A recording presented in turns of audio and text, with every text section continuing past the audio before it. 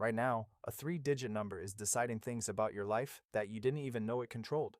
Not just whether you get a loan, what apartment you're allowed to rent, what interest rate you pay on everything, sometimes even what job you get hired for. That number is your credit score, and it's about to tell you exactly how it works and who it was really built for. Hey, I'm Saim. Welcome to Saim Finance. This is the first episode of a new series called If Money Could Talk, and where I give a voice to the financial things quietly controlling your life. Today, your credit score is talking, and it has a lot to admit. Hi, I'm your credit score, a single number between 300 and 850 that follows you everywhere. You think I measure whether you're trustworthy, whether you're responsible with money? That's not exactly true. I don't actually measure how much money you have. I don't know your salary. I don't know your savings. I don't know if you're a good person or a hard worker. I only measure one thing: how profitable you are to lend to. That's it. That's my entire job. I wasn't built to protect you, I was built to protect banks. Here's exactly what I'm tracking. 35% of me is payment history. Did you pay on time? Every time. 30% is your credit utilization. How much of your available credit you're actually using. 15% is how long you've had credit. 10% is the mix of credit types you have. And 10% is new credit you've recently opened. Notice what's missing from that list.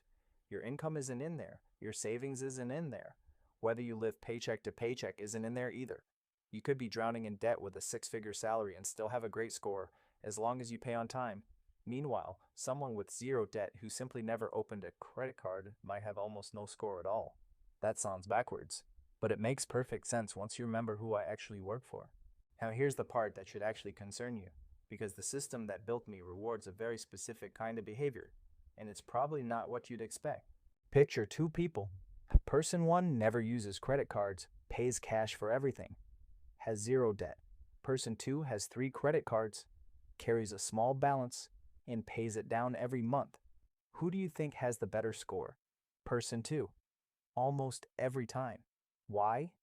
Because I can't measure responsibility that doesn't involve borrowing. If you never borrow, I have nothing to track.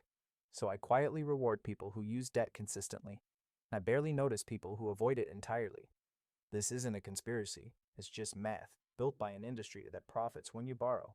The entire system was designed around one core idea: debt that gets repaid on time is the most profitable kind of customer there is. I exist to help banks find more of those customers faster. You being debt-free was never part of the original design. So what does this actually mean for you? Three things. One, if you want a strong score, you don't need to avoid credit entirely.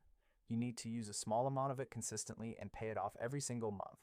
Two, keep your credit utilization low. Using less than 30% of your available credit limit at any time tends to help your score, even if you pay it off completely later.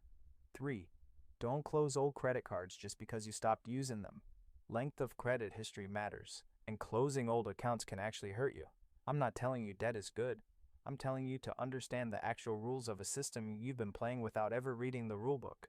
So the next time you check your credit score, remember, I'm not measuring your character, I'm not measuring your income, I'm not measuring whether you're winning at life, I'm measuring one thing: how profitable you are to lend to. Once you understand that, you can finally use me on your terms instead of mine. Next time your bank account is going to talk and it has its own confession to make. If this changed how you see your credit score, subscribe to Saim Finance.